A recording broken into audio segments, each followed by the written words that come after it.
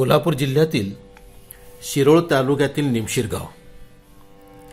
कालपर्यंत हे नाव फारसं कोणी ऐकलं नव्हतं, पण एका गोरक्षणाय प्रवृत्तीच्या आदरणीय व्यक्तीमुळे हे गाव भारतातच नव्हे तर आंतरराष्ट्रीय स्तरावर अचानक चर्चेत आलंय. नितेश ओझा हे त्या व्यक्तिमत्वाचं नाव. आणि व्यवसाय कसाईखान्यात पाठवल्या जाणाऱ्या आणि पाठवल्या जाण्यायोग्य गायींना सांभाळणं. खरं म्हणजे याला व्यवसाय म्हणण्यापेक्षा समाजसेवा म्हणणं अधिक बरोबर असावं. तीही अतिशय निर्व्याज मनाने केलेली उच्च कोटीची समाजसेवा म्हणजे गौसेवा. गायीचं दूध आयुष्यभर ओढणारे त्यांचे पालकही त्यांचं दूध आटलं की अंगावरचं माज झडलेल्या आजारी हाडकुळ्या गायी टाकून देतात असा सर्वसामान्य अनुभव आहे. या गायी मग आपल्या मरणाची वाट पाहत रस्तेभर हिंडत असतात. कुणा कसाईची नजर यांच्यावर जाते आणि मग सुरू होतो या गौ मातेचा कसाईखान्याकडील दुर्दैवी प्रवास. नितेशजींना गायींचा हा कसाईखान्याकडील प्रवास कुठेतरी व्यथित करून गेला असावा आणि कम्प्युटर क्षेत्रात शिक्षण घेतलेला हा करुणानिधान हा प्रवास थोपवण्यासाठी विचार करू लागला. वेगवेगळ्या कंपन्यांमध्ये नोकरी करीत असता नितेशजी स्वतंत्र भारतातील स्वदेशी चळवळीचे प्रणेते राजीव दीक्षित यांच्या सान्निध्यात आले आणि त्यांच्या विचारांना दिशा मिळाली. देशी गायींच्या संरक्षणासाठी काही ठोस कार्य करा असा संदेश राजीव दीक्षितांनी नितेशजींना दिला आणि चांगल्या पगाराची नोकरी व सुखवस्त आयुष्य सोडून या ध्येयवेड्या माणसाने गौपालकांना अनुपयोगी गायींच्या रक्षणाची शपथ घेतली. दिशा आणि लक्ष स्पष्ट असलं की रस्त्यावरचे काठी फुलासमान भासू लागत असावेत. सांगली कोल्हापूर बायपासपासून सुमारे 3 किलोमीटर आत निमशीर गाव या लहानशा खेड्यात नितेशजींनी 10 गुंठे म्हणजे 11,000 वर्गफूट जागेची सोय केली आणि टाकलेल्या गायींसाठी मुक्त संचार गोठा उभारला. खिल्लार जातीच्या 80हून अधिक गायी तिथे मुक्तपणे संचार करतात. आज 33 वर्षे वय असलेल्या नितेशजींचा हा उपक्रम 2007 पासून अव्याहत चालू आहे. या गायी जवळी रानात चरतात. त्यांच्या गोमूत्राचा वापर आयुर्वेदिक औषधं व त्यावरील संशोधनांकरता होतो, तर शेण गोबर गॅस प्लांटमध्ये वापरलं जातं. सोबत शेणखत व औषधांची विक्री करून नितेशजी लाख रुपये महिन्याचा निधी गोळा करतात. त्यांची उत्पादने दिवसेंदिवस लोकप्रिय होत असून भविष्यात या व्यापाराचा विस्तार करण्याचा त्यांचा मानस आहे. प्राणीसेवा ही ईश्वरसेवा हे ब्रीदवाक्य मनात घोळवीत नितेशजी ओझा माणुसकीची एक नवीन व्याख्या जगासमोर मांडतायत. पर्यावरणपूरक एका वातावरणात त्यांचा हा होम कुठलीही अनैसर्गिक आहुती न मागता संपूर्ण वातावरण शुद्धीच्या मार्गावर वेगाने वाटचाल करीत आहे. ज्या गायींना वय झाल्यावर कसाईखान्याची स्वप्न पडत असतील त्याच गायी आज नितेशजींच्या गोशाळेत उन्मुक्त विचरण करीत आपल्या आयुष्याचा उत्तरार्ध सुखाने घालवत आहेत. 33 कोटी देवांना आपल्या शरीरात सामावून घेणाऱ्या या गौमातेचे आशीर्वाद नितेशजींना खूप पुढे नेतील याची शंकाच नाही, अजिबात शंका नाही, नितेशजींना आणि या राष्ट्रालाही.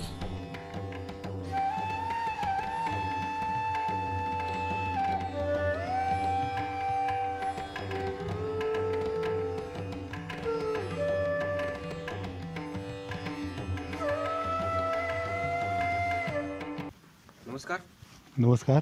आपलं नाव? माझं नाव नितेश चंद्रशेखर ओझा. मी राहणार सांगलीचा आहे, पण निमशिरगावला माझा गोठा आहे. सांगली कोल्हापूर हायवेवर राऊतमळा म्हणून आहे निमशिरगाव, तिथे माझा गोठा आहे.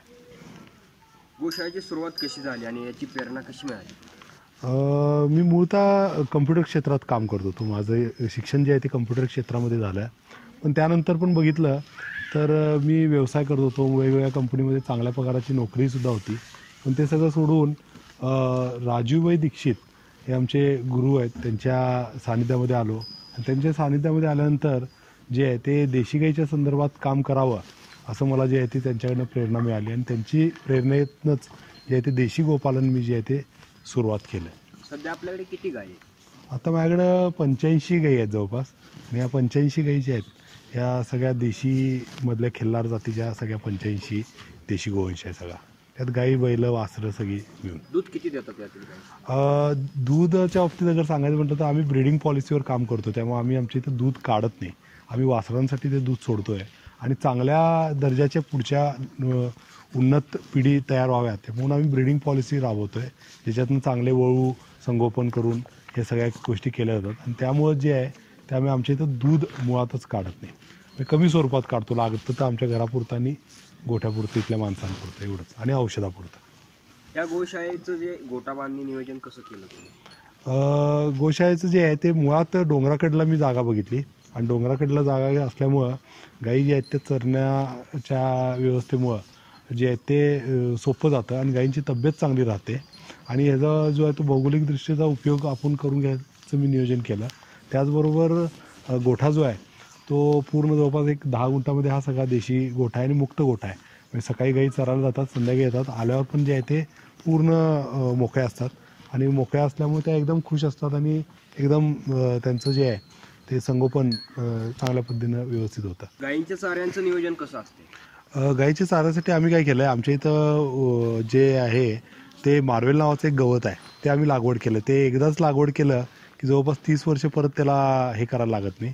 मुळातच गाई दिवसभर चरून असल्यामुळं उन्हाळ्यामध्ये जे आहे ते आम्ही त्यांच्यासाठी मुरघास आणि फक्त मार्वेल गवत ह्याचं नियोजन करतो. आणि त्याचबरोबर जे आहे ते पावसाळ्याच्या वेळी कडबा वगैरे आमच्याकडे स्टोअर केलेला असतो. आत्ता आम्ही कडबा भरून घेतो आणि कडबा जो आहे तो पावसाळ्याच्या वेळी जे आहे ते आम्ही त्यांच्यासाठी वापरतो.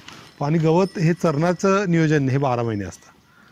त्या गायीच्या शेण आणि गोमूत्र त्याचं काय केलं जातं? हां, मुळातच जे आहे ते गाय जी आहे ती बरेच जण म्हणतात की दूध द्यायची बंद झाली की भाकड झाली म्हणतात, पण आमच्या दृष्टीनं गाय कधीच भाकड होत नाही.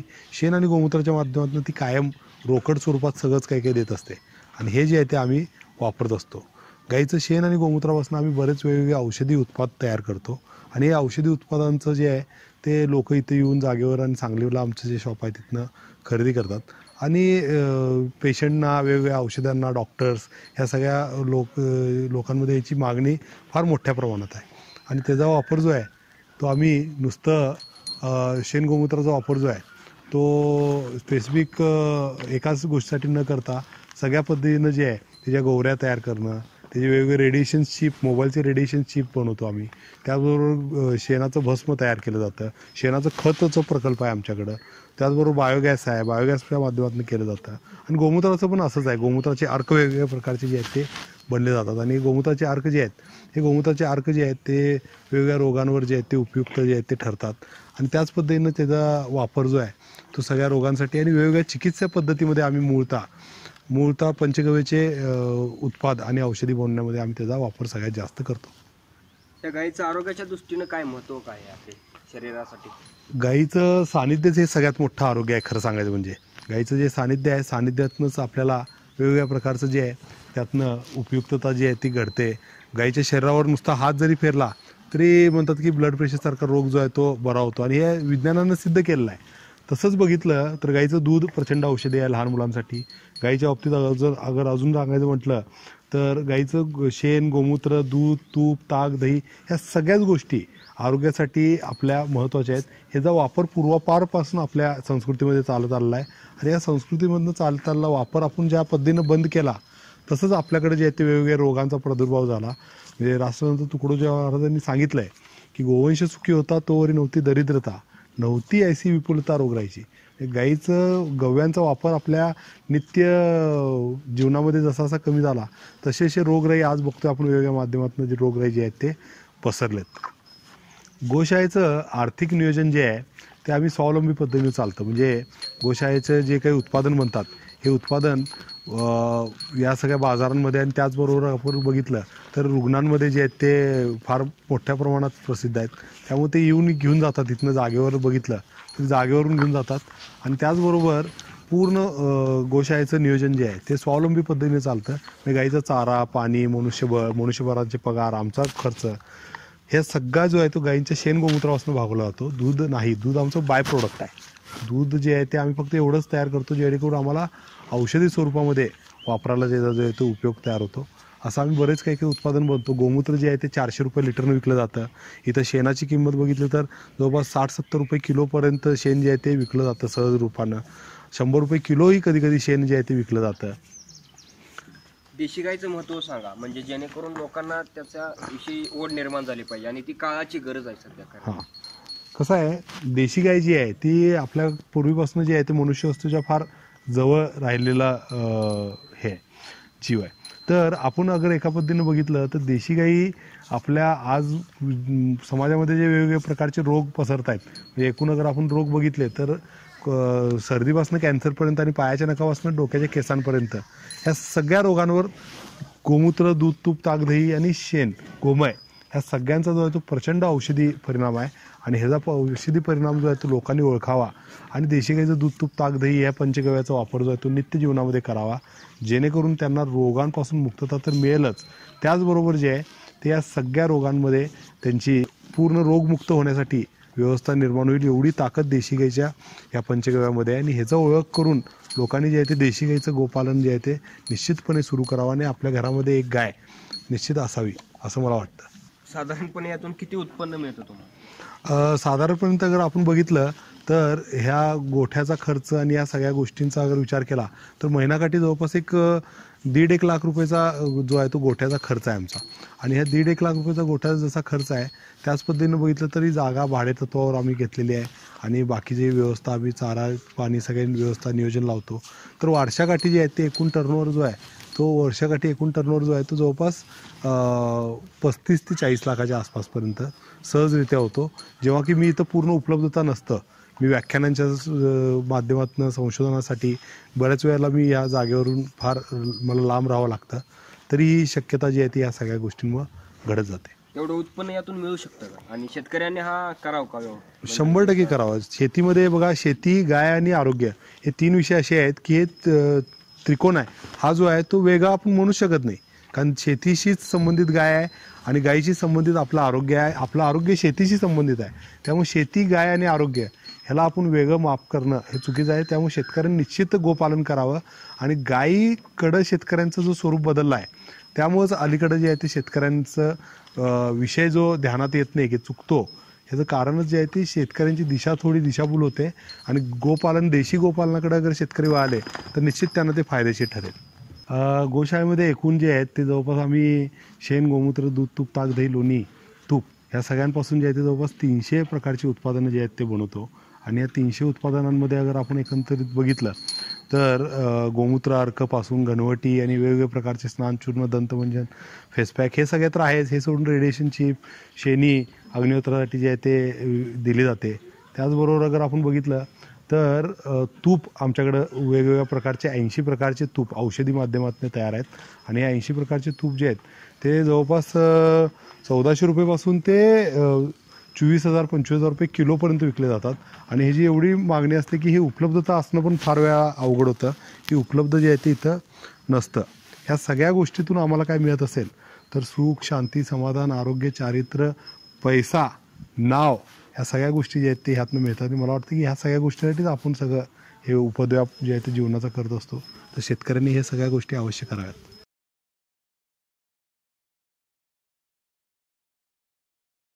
हे गोमूत्र अर्क यंत्र आहे. गोमूत्र जे आहे ते संध्याकाळी सूर्यास्तानंतर ते सकाळी सूर्योदयापर्यंत वरच्यावर पूर्ण एकत्र केलं जातं.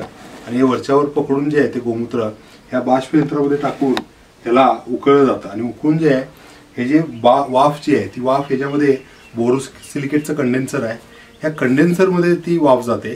आणि ती वाफ पूर्ण पाण्याच्या, थंड पाण्याच्या ह्याच्यामुळं ती गरम वाफ जी आहे ती थंड होते. आणि त्याचं जे आहे ते थेंब थेंब स्वरूप म्हणून आपल्याला जे आहे ते गोमूत्राचा अर्क जो आहे तो ह्यामध्ये मिळतो. असे 21 प्रकारचे गोमूत्राचे अर्क आम्ही जे आहेत इथं बनवतो. आणि वेगवेगळ्या रोगांवर हे अर्क जे आहेत ते प्रभावीपणे काम करतात. जगभरामध्ये आज ह्याच्यावर फार संशोधन झालं आणि ते चांगल्या पद्धतीनं जे आहेत ते काम करतात. हे जे आहेत हे वरच्यावर जे शेण गाईचं पकडलं जातं, ह्या वरच्यावर पकडलेले शेण जे आहेत ते डायरेक्ट 3 तासाच्या आत वाळवून ह्याला जे आहे ते शेणीला तयार केलं जातं. आणि ह्या अशा शेणी आहेत, ह्या शेणींना जे आहेत ते पुन्हा अशा स्वरूपामध्ये रचून, पूर्ण वाळल्यानंतर अशा स्वरूपामध्ये रचून त्याला तुपानं अग्नी प्रज्वलित केलं जातं. देशी गाईच्या तुपानं अग्नी प्रज्वलित केलं जातं. आणि तो जो अग्नी आहे, तो अग्नी जो आहे तो दिल्यानंतर ही जी राख मिळते, हे राख औषधासाठी फार प्रभावीपणे काम करते. आणि त्या राखेचा वापर आम्ही या शेणीच्या माध्यमातून करत असतो. या शेणी जे आहेत ते तयार करून वेगवेगळ्या यज्ञाला आणि वेगवेगळ्या ठिकाणी ह्याचा जो आहे तो उपयोग जो आहे तो फार वेगवेगळ्या ठिकाणी होतो. आणि हे डायरेक्ट सुद्धा विकलं जातं. आणि ही राख करून अगर विकली तर 1 किलो शेण जे आहे ते जवळपास आम्हाला 60 ते 70 रुपये किलोपर्यंत किंवा त्याच्याहून जास्त 100 रुपये किलोपर्यंत जी आहे ती आम्हाला किंमत त्याची जी आहे ती मिळते. हे जे आहे ते देशी गाईच्या शेणापासून प्लास्टर जे तयार होतं, ह्यामध्ये माती, जिप्सम, त्यानंतर जे चुना, हे सगळे पदार्थ जे आहेत ते ह्यामध्ये टाकलेले आहेत. हे जे पूर्ण अगर फिनिशिंग केलं व्यवस्थितपणे तर पूर्ण फिनिश्ड वॉल जे आहे ते तयार होते. ह्यामध्ये शेणाचं पण अंश मोठ्या प्रमाणात आहे. कुठल्याही प्रकारचं बाहेर कितीही गरम असलं तरी हे आत जे आहे ते थंड ठेवतं वातावरण, आणि बाहेर कितीही थंड असलं तरी आत जे आहे ते साधारण टेम्परेचर ठेवतं, म्हणजे वातावरणाला संतुलित ठेवतं. दुसरी गोष्ट ह्याच्यामध्ये अगर आपण बघितलं तर ह्याच्यामध्ये अगर पाणी मारला, पाऊस पडला आणि ह्याचं पाणी अगर घेतलं तर तुम्ही वास घ्यायचा, म्हणजे तुम्हाला लक्षात येईल कशा पद्धतीनं वास येतो. वास जो आहे तो ह्याचा घेतला, तुम्हाला एकदम मातीचा, एकदम पाऊस पडल्यानंतर पहिला जो गंध आहे तसा जो आहे तो वास त्याच्यामध्ये येतो. आणि तशा वासामुळे काय होतं की वातावरण प्रसन्न राहतं. प्लस दुसरी गोष्ट, हे केमिकल सोडत नाही. आज बाजारात जे सगळ्या पद्धतीचे रंग आणि पूर्ण प्लास्टरिंग केले जातात सिमेंट पासून, हे सगळे रसायन सोडतात आणि त्याच्यामुळे शरीराला आपल्याला फार हार्मफुल त्रास होतो. तर ह्याच्यामुळे त्रास होत नाही आणि हे वातावरण शांत शुद्ध राहतं. आणि कितीही घाण पसरली ह्या ह्याच्यात भागात तरी हे तुरंत घाण सोकून घेते. म्हणजे वास, तिथं कुठलाही गंध जो आहे तो राहू शकत नाही. तर फक्त सुगंधच चांगला येऊ शकतो. चुकीचा किंवा वाईट गंध जो आहे तो कधी यामध्ये जे आहे ते पसरत नाही. हे शेणाचं महत्व फार चांगलं आहे. म्हणून पूर्वी शेणानं आपले सगळ्या भिंती वगैरे लिपलेल्या असायच्या. जसं आम्ही बाहेर सगळं लिपलंय ते शेणानं लिपलेल्या असायच्या. तुमच्याकडे औषध निर्मिती केली जाते, त्यासाठी काय वापरता तुम्ही? औषध निर्मितीसाठी आमच्याकडं वेगवेगळ्या जंगलातून येणारे, वेगवेगळ्या ठिकाणून शुद्ध स्वरूपामध्ये जडीबुटी मागवल्या जातात. आणि ह्या अशा शुद्ध स्वरूपातल्या जडीबुटी आहेत, ह्या आमच्याकडे येऊन ह्याचं जे आहे ते आम्ही औषधांमध्ये वापर करतो. म्हणजे गोमूत्राबरोबर काही ठराविक 1 लिटर मागे 1 ग्राम 2 ग्राम अशा प्रमाणामध्ये जे आहे ते आम्ही पूर्ण या जडीबुटींचा वापर जो आहे तो औषधी स्वरूपामध्ये करत असतो. आणि ह्या सगळ्या पद्धतीनं जे आहे ते औषधी इथं व्यवस्थित स्टोअर केले जातात. आणि याचं चूर्ण किंवा भरड ज्या काही आहेत, आम्ही बाजारातल्या पावडरींवर अवलंबून औषध उपचार करत नाही, औषधी निर्माण करत नाही, पंचगव्य निर्माण करत नाही. तर इथं ज्या पद्धतीनं होतं त्याच पद्धतीनं जे आहे ते एका स्पेसिफिक शुद्धतेमध्ये औषध निर्माण जे आहे ते पंचगव्य निर्माण केलं जातं. आता इथं अगर आपण बघितलं तर इथं लिहिलंय मोठा अंडा नेत्रौषधी 24/10/2018. तर 24/10/2018 आहे ना, 1 दिवसाचं स्पेसिफिक गोमूत्र जे आहे ते डोळ्यात टाकण्यासाठी सगळ्यात जास्त औषधी असतात. मग ते एका दिवसाचं जे आहे ते गोमूत्राचं प्रोसेस करून ते ह्या अंड्यामध्ये जे आहे ते ठेवलेलं आहे. आणि ह्याचं जे आहे ते रूप आम्ही वेगवेगळ्या डोळ्यातल्या रोगांसाठी, नेत्र रोगांसाठी जे आहे ते करतो. शास्त्रांमध्ये हे जे उल्लेख आपल्याला आढळतात आणि हे जे आहे ते आम्ही करतो. ते 1 दिवसाचं गोमूत्र जे आहे ते जवळपास 10,000 ते 15,000 रुपये लिटर पर्यंत विकलं जातं. आणि ह्या पद्धतीनं त्या 1 दिवसाचं स्पेसिफिक गोमूत्र जे आहे ते स्पेसिफिक औषधासाठी असं उपयोग तर करून आपल्याला जे आहे ते वापरता येतो. असे बरेच महत्व गोमूत्र देशी गाईचं सगळ्यांच्या बाबतीत आहेत. आणि जडीबुटींची भूमिका एवढीच आहे की आज गाईंना फार सगळे जंगलामध्ये जडीबुटी खायला मिळत नाहीत. त्यामुळे एक्सटर्नली 1 ते 2 ग्राम 3 ग्राम एका लिटर मागं 1-2% किंवा 0.1% म्हटलं तरी चालेल, एवढ्या कमी प्रमाणात ते जडीबुटींचा वापर जो आहे तो पंचगव्यमध्ये केला जातो. मुलाखत दिल्याबद्दल तुमचं ग्रेट महाराष्ट्र चॅनलकडे आभार, धन्यवाद. धन्यवाद. अशा प्रकारचे अनेक व्हिडिओ पाहण्यासाठी आपल्या ग्रेट महाराष्ट्र YouTube चॅनलला सबस्क्राईब करा.